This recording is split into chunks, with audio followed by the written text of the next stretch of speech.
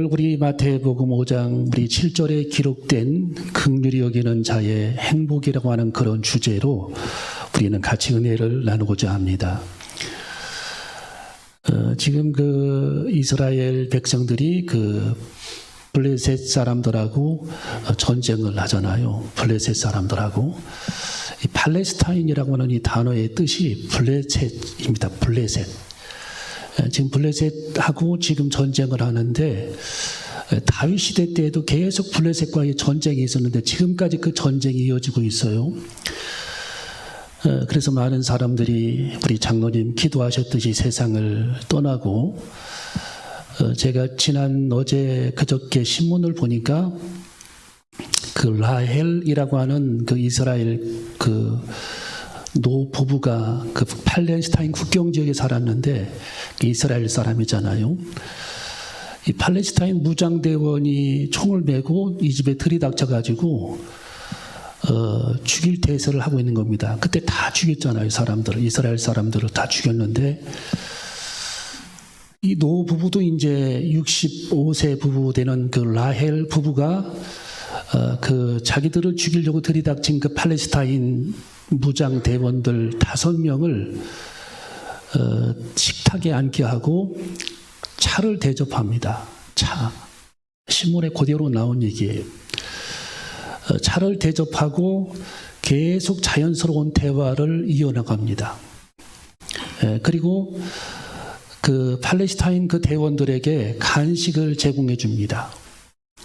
그리고 때가 되니까 식사까지 만들어서 제공해 줬는데 그렇게 이제 친절을 그들에게 베풀고 돈독한 그런 분위기를 만든 다음에 이 라헬이라고 하는 여자분이 나 화장실에 좀 갔다 오겠다라고 얘기를 하니까 갔다 오라고 얘기를 합니다. 순순히. 그때 자기 아들에게 문자 메시지를 보내게 됩니다. 지금 우리 집에 무장대원들이 들이닥쳐서 우리가 지금 언제 죽을지 모르게 됐는데 아들이 속히 나를 구출해 주기를 바란다. 그 아들이 경찰이거든요. 그렇게 이제 통보를 하고 계속 그들과 대화를 나누면서 간식을 계속 제공해 주면서 심지어는 하마스 대원들을 위해서 노래까지 불러줍니다. 예. 그렇게 친절과 우위를 베풀어 주니까 이 사람들이 완전히 무장 해제가 돼버려가지고 총을 놓은 채로 그냥 대화하고 식탁에 기댄 채로 대화를 계속 나누는 찰나에 이스라엘의 특공대원들이 들이닥칩니다. 그러니까 아들이 연락을 한 거죠. 들이닥쳐가지고 이 하마스 대원들하고 총격전이 벌어졌는데 이 하마스 대원들이 라헬 부부에게 2층으로 피난을 올라가 있으라고 얘기를 합니다. 그러니까 살릴 생각을 하는 겁니다. 그래서 이 부부가 2층으로 피난을 올라가가지고 2층에서 방 한쪽 구석에서 숨어있는 그런 시간에 하마스 대원들이 전부 거기서 총에 맞아서 전사를 하게 되는 겁니다. 뉴욕타임즈 기자가 할머니에게 65세 된 라헬에게 질문을 했어요. 당신은 어떻게 해서 죽음에서 다 사람들이 죽었는데 살아남았습니까? 라고 질문을 하니까 나는 우리 집에 오는 사람 누구에게든지 그들에게 친절을 베풀고 우리는 그들을 긍휼한 마음으로 대접을 합니다. 그게 그분의 대답이었어요. 여러분, 하마스 대원이라 할지라도 자기들에게 긍휼을 베풀고 친절을 베풀어 주니까 총뿌리를 겨눴다가도 그것을 내려놓고 마음을 내려놓았다라는 겁니다. 여러분, 오늘 여기 성경 속에 기록되어 있는 우리 예수님의 산상수훈은 성경에서 가장 중요한 그런 달걀의 노른자, 산상수훈. 짧지만 우리들이 꼭 기억해야 되고 우리가 인생을 살아가는 중에 꼭 이 말씀을 순종해야 하고 이 말씀 속에 짧은 그런 말씀 속에 담겨져 있는 진리가 깊기 때문에 우리는 오늘 이 본문 말씀을 통해 이 땅에 여러분이 살아가는 그런 날 동안 사람들을 향해서 긍휼히 여기는 삶을 살아가는 그런 삶이 되시기를 주님의 이름으로 축원합니다. 여러분, 긍휼은 불쌍히 여기는 마음입니다. 우리 한번 따라해볼까요? 긍휼은 불쌍히 여기는 마음입니다. 여러분, 긍휼이라고 하는 것은 어려운 단어가 아니죠. 사람들을 향한 불쌍히 여기는 마음입니다. 여러분, 우리 예수님의 그 사역을 보면은, 생애를 보면은 다 긍휼하게 생각을 했어요. 예. 오병이어의 기적을 행하실 때에도 우리 예수님이 예수님을 만나기 위해서 많은 사람들이 굶주린 채로 우리 예수님이 계신 산으로 올라오는 그런 장면을 우리 예수님께서 보시며 성경에 예수께서 저들을 긍휼히 여기사 그랬어요. 여러분, 우리가 사모하는 마음이 있다면 우리 주님이 우리를 긍휼히 여겨 주시는 것입니다. 여러분은 골방에서든 하나님의 제단에서든 또 멀리 있어도 이렇게 운전대를 잡고 하나님의 제단까지 오는 그런 정성과 사모하는 그런 마음을 우리 주님이 보시고 오늘 우리 주님이 여러분들을 긍휼히 여기시기를 주님의 이름으로 축원합니다. 여러분, 긍휼은 불쌍히 여기는 마음이에요. 예. 여러분, 빛이 가까이에서 또 멀리까지 나가듯이 우리는 내 곁에 있는 사람부터 긍휼히 여겨야 합니다. 어떤 사람들은 가족들은 하대하고 처음 만난 사람들을 잘하는 사람들이 있죠. 예. 여러분, 우리는 가까운 사람부터 우리는 그들에게 긍휼히 여겨야 되고 불빛이 가까운 데서부터 멀리 나가듯이 가까운 등불, 내 주변에 있는 사람, 가족들, 내 옆에 있는 사람부터 우리는 긍휼히 여기는 그런 마음을 가지고 우리가 인생을 살아가는 저와 여러분이 되시기를 주님의 이름으로 축원합니다. 여러분, 성경의 모든 우리 주님이 행하신 그런 기적들을 보면은 우리 주님이 긍휼히 여기실 때에만 하나님의 기적을 우리 주님이 행하셨어요. 잘 여러분 읽어보세요. 7병이요, 5병이요, 가나 혼인잔치, 삭개오. 다 여러분 그런 기적들이 우리 예수님께서 그들을 불쌍히 여기고 그들을 긍휼히 여기실 때의 기적이 나타났다는 거예요. 여러분이 여러분의 가족을, 여러분의 이웃을, 형제를, 교우를 여러분이 불쌍히 여기고 긍휼히 여기는 마음을 가질 때에 하나님의 기적이 일어나게 될 줄로 믿습니다. 우리 주님의 기적이 나타나게 되는 것입니다. 여러분, 긍휼은 인간을 사랑하시는 하나님의 마음이에요. 여러분, 사단은 사람들에게 미움을 자꾸만 심어줍니다. 그 사람 용서하지 마. 너 모욕을 당했잖아. 용서해서는 안 돼. 자존심도 없어?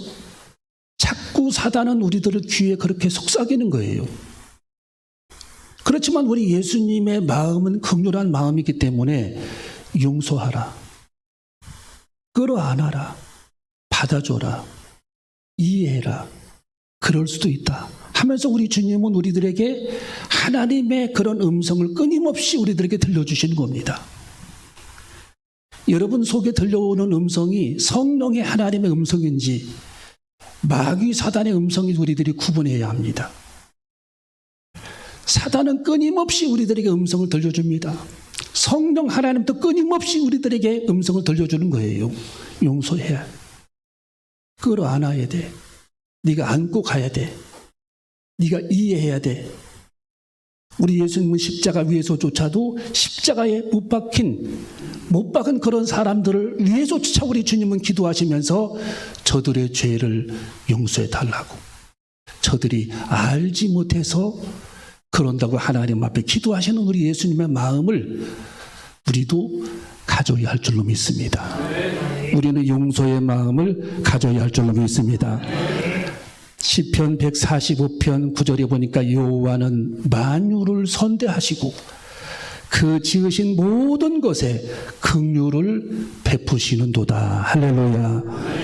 우리 하나님께서는 만유를 선대하시고 하나님께서 창조한 모든 것들에게 우리 하나님은 긍휼하심을 베풀어 주신다라는 것입니다.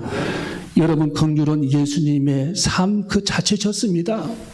예. 여러분, 우리 예수님의 모든 삶을 보면은 우리 예수님은 긍휼하심을 갖고 계셨어요.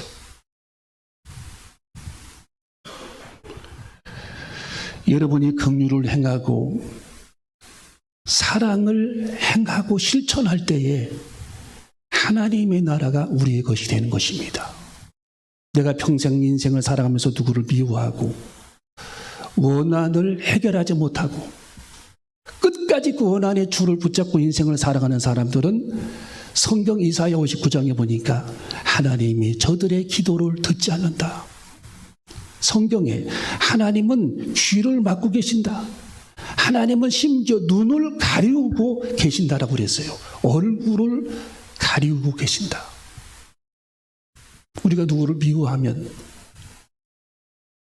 여러분, 우리들의 원한, 우리의 미움, 우리의 삶의 저주들이 오늘 예배 중에 끊겨지는 그런 축복된 시간이 되시기를 바랍니다. 그런 귀한 시간이 이루어져야 할 줄로 믿습니다. 그럴 때에 하늘의 문이 열려지고 하나님의 나라가 우리의 것이 되며 우리 안에 평강이 찾아오게 되는 것입니다. 여러분, 플라톤이라고 하는 그 소크라테스의 제자가 파이돈이라고 하는 책을 썼죠. 그 책에 보면은 이 소크라테스의 제자 그 플라톤이 이 소크라테스가 감옥에 갇혀서 죽기만을 기다렸는데 사약이 내려집니다. 사약이 내려져서 소크라테스가 사약을 받고 죽기 직전에 그 감방의 간수들이 이 소크라테스에게 은혜를 베풀어 줍니다. 너가 죽기 전에 너의 제자들을 만나라 해가지고 이 소크라테스가 자기 제자들을 만나게 되는 겁니다. 그 제자들을 만나서 이야기한 그런 내용이 파이돈이라고 하는 책에 적나라하게 기록이 되어 있어요. 거기 보면은 이 소크라테스라고 하는 사람이 사약을 받고 죽기 전에 자기 제자들을 만나서 무슨 얘기를 했느냐 하면은 사람의 영혼은 불멸한다. 인간의 영혼은 불멸한다. 육체는 땅속으로 소멸하지만 영체는 살아있는 것이다. 그리고 육과 영이 불되는 순간 그 영체는 신이 창조한 또 다른 세계에 가서 거하게 되는 것이다. 라는 얘기를 제자들에게 전하는 겁니다. 머리가 그 천재였던 그 소크라테스가 성경을 읽지 않았을 텐데도 어떻게 그 내용을 알았는지, 우리 예수님께서 말씀하신 모든 내용과 같은 그 내용을 그는 제자들에게 전했던 겁니다. 그리고 나는 행복한 사람이라고 말합니다. 왜? 나는 신이 창조한 그 세계에 나는 들어갈 것이고 그 세계는 이 땅보다 더 아름다울 것이다라고 그분은 고백을 했어요. 그리고 자기에게 독약을 주었던, 독배를 마시게 했던 아테네 시민들을 향해서도 그는 한마디 원망을 하지 않았어요. 그는 독배를 마시면서 이렇게 고백을 했습니다. 내게 독배를 마시도록 한 아테네 시민 여러분, 당신들은 투표를 하고 내게 독배를 마시도록 했지만 당신들이 투표를 하고 집으로 돌아가는 그 발걸음과 독배를 마시고 영원한 하나님의 나라, 하늘나라, 천국에 가는 내 길과는 확연히 다를 것이다. 당신들은 집으로 돌아가지만 나는 신이 창조한 저편 너머 아름다운 세계로 발걸음을 옮기고 있는데 누가 더 행복한지는 신만이 알 것이다. 그분은 그렇게 고백을 하고 독배를 마셨던 겁니다. 여러분, 사람을 미워하는 사람은 스스로 지옥불에 들어가는 사람이죠. 왜? 사람을 미워하기 위해서는 그 감정을 가지고 있어야 됩니다. 그러나 우리 마음속에 사람을 사랑하는 마음을 품게 되면, 긍휼한 마음을 품게 되면 긍휼한 감정을 갖게 된다는 거예요. 평강의 마음. 여러분, 오늘 갈림길입니다. 이 시간 하나님은 우리에게 결단을 촉구합니다. 너가 인생을 살아가면서 미움과 원망 속의 인생을 살아갈 것이냐, 아니면 용서와 긍휼한 마음으로 인생을 살아갈 것이냐. 백두산 천지에 물방울이 떨어지면 빗방울이 떨어지면 날카로운 백두산 천지의 산봉우리를 지나 남쪽으로 냇물이 흐르고 북쪽으로 빗방울이 떨어지면 북쪽으로 냇물이 흐른다라는 거예요. 가는 길이 다르다라는 거예요. 오늘 하나님은 우리들에게 결단을 촉구합니다.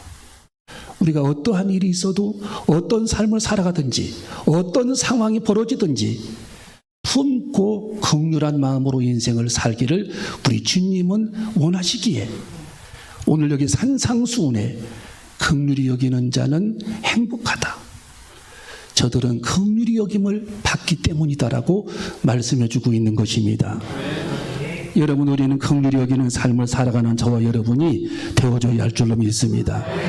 셰익스피어는 베니스의 상인이라고 하는 책에서 이렇게 글을 썼습니다. 긍휼을 베푼 사람에게는 축복이요, 긍휼을 받는 사람에게는 은혜가 된다. 긍휼은 세상 임금의 지위보다 더 위에 있고 그것은 왕이 덮는 이불보다 더 포근하다. 긍휼이라고 하는 것은 세상 임금의 지위보다 더 위에 있고 왕이 덮는 이불보다 더 포근하다. 여러분, 우리는 긍휼한 삶을 살아가는 저와 여러분이 되어줘야 할 줄로 믿습니다. 여러분, 중국의 맹자라는 사람은 인간이 간직한 최고의 선은 사람을 측은히 여기는 마음이라고 그분은 고백을 했어요. 그분은 인의 예지를 얘기를 했습니다. 어진 마음을 가지라는 거예요. 인간들이 이 세상에 살아가면서 최고로 추구해야 될 선은 사람들을 측은히 여기는 마음이라고 그랬습니다. 여러분, 1915년에 우리나라에 김홍석 판사라는 분이 있었습니다. 이 김홍석 판사는 서울 고등법원장을 지낸 분인데 무상을 넘어서라고 하는 그 글에 보면은, 책에 보면은 이 김홍석 판사라는 사람의 일생이 거기에 기록이 되어 있어요.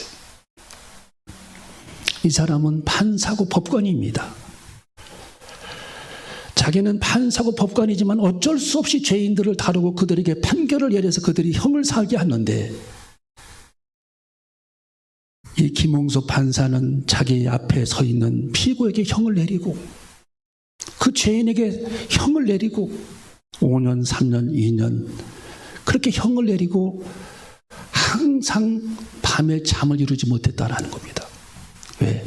자기는 판사이기 때문에 형을 마땅히 내려야 하지만 형을 내린 다음에는 자기는 밤잠을 이루지 못하고 자기가 형을 내린 사람의 그 집에 찾아가서 그들을 위로하고 그들에게 먹을 것을 찾아주고 가난한 그들을 돌보고 그들을 끌어안고 울었던 사람이 김홍석 판사였어요.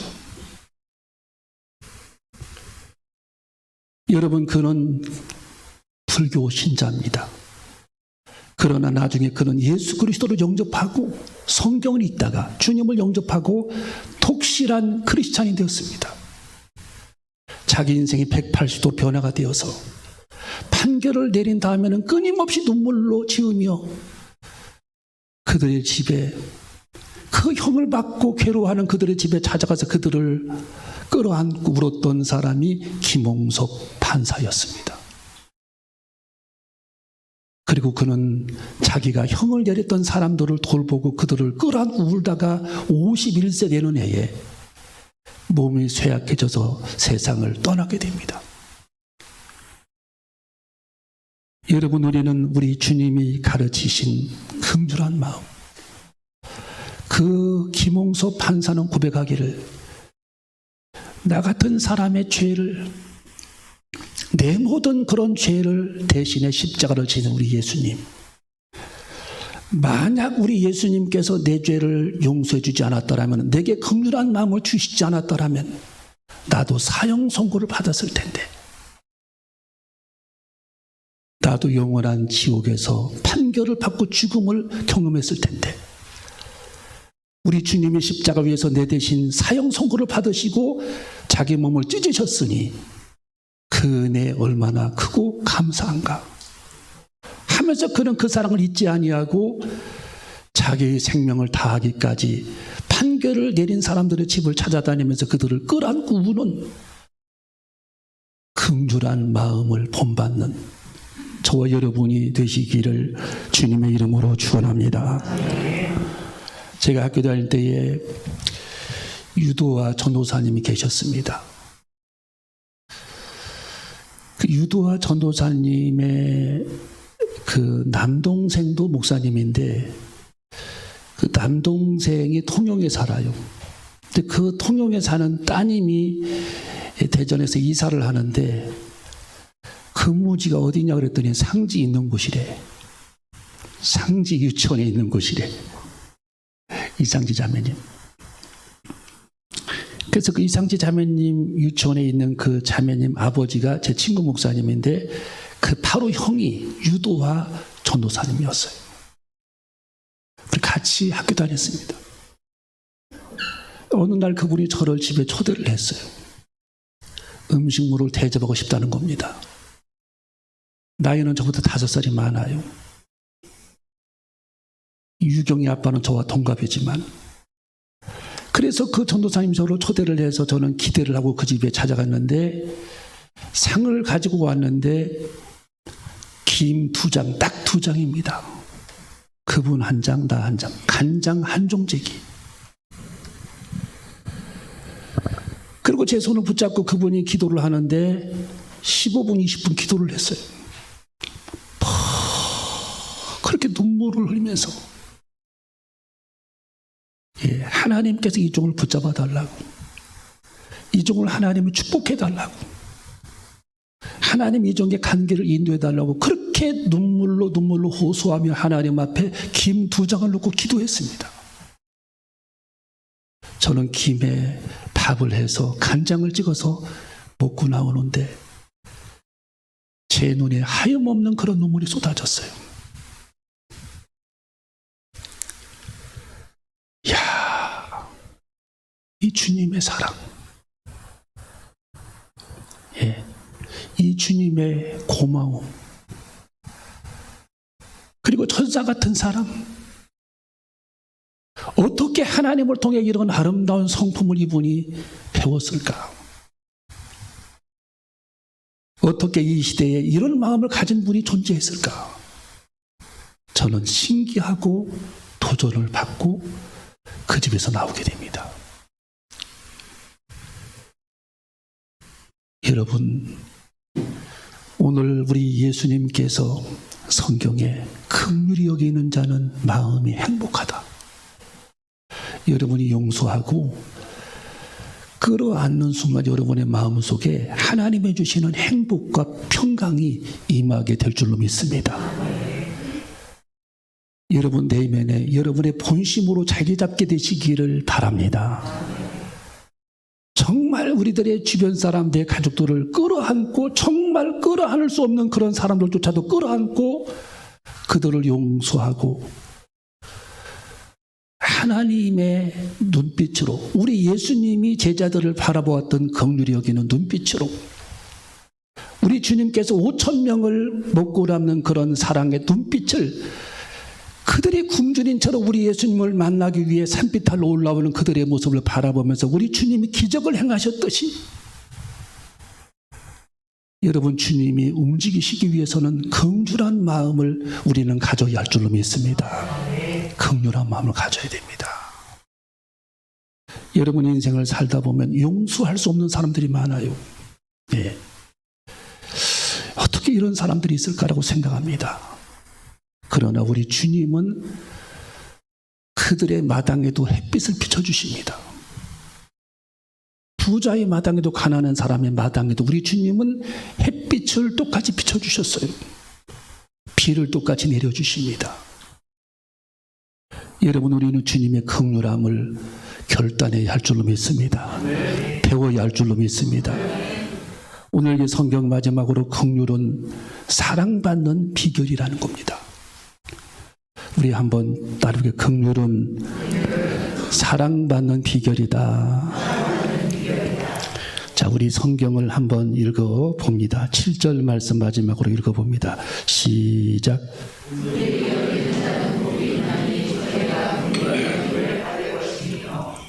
자, 긍휼히 여기는 사람들은 축복이 오는데 저들이 긍휼히 여김을 받을 것이다. 네. 여러분이 사람들을 섬겨보세요. 고스란히 여러분에게 섬김이 옵니다. 단순한 진리인데도 사람들은 그것을 실천을 못하는 거예요. 베풀어 보세요. 배로 옵니다. 배로 축복이 와요. 여러분이 친절한 말로 대해보세요. 배나 친절한 말로 다가옵니다. 우리 하나님께서는 오늘 여기 성경에 보니까 우리 예수님께서 긍휼히 여기게 되면 그들이 받을 축복은 긍휼히 여김을 받는 축복을 누리게 된다라는 거예요. 예.